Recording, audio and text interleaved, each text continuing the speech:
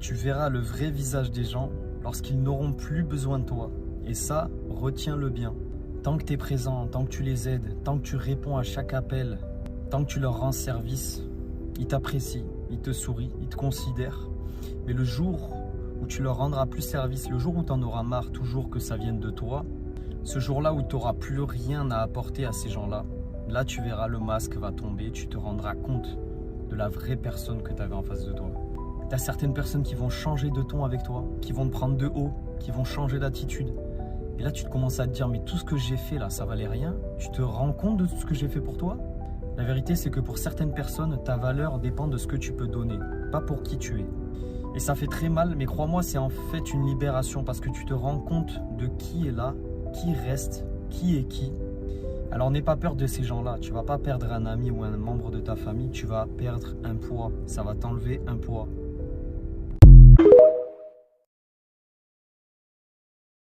La rivalité entre Alsaciens et Lorrains, l'Alsace et la Lorraine. Deux régions du Grand Est, collées l'une à l'autre, et pourtant deux mondes différents. D'un côté, l'Alsace, fière, organisée, rigoureuse, influencée par la culture germanique. De l'autre, la Lorraine, plus latine, plus française, avec un héritage industriel et ouvrier fort. Les Lorrains disent des Alsaciens qu'ils sont coincés, trop à cheval sur les règles. Les Alsaciens, trouvant les Lorrains bordéliques, moins travailleurs, plus râleurs. Mais cette opposition ne s'arrête pas là. La tension prend racine dans l'histoire. Pendant des siècles, l'Alsace et la Moselle ont changé de main entre la France et l'Allemagne. 1871, 1918, 1940, 1945, ces territoires sont devenus des symboles vivants des conflits franco-allemands.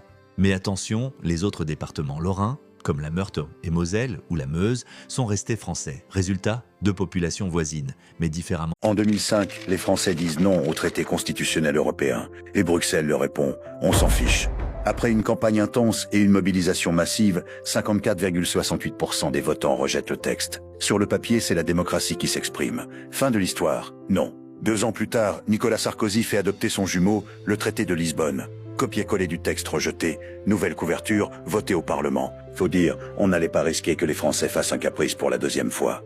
Pour beaucoup, c'est un déni de démocratie. Un moment où la volonté populaire a été contournée par ceux-là même censés la défendre. Et ce choix s'inscrit dans une longue tradition. Déjà en 1987, François Mitterrand affirmait « La France est notre patrie, l'Europe est notre avenir ». Dès 1981, il plaçait Jacques Delors, européiste convaincu, à l'économie, puis signé Maastricht. Depuis, droite et gauche suivent la même route, priorité à l'Europe, quoi qu'en pense le pays. Pour beaucoup, c'est une gifle à la démocratie, un moment où les élites ont montré que, si le vote ne leur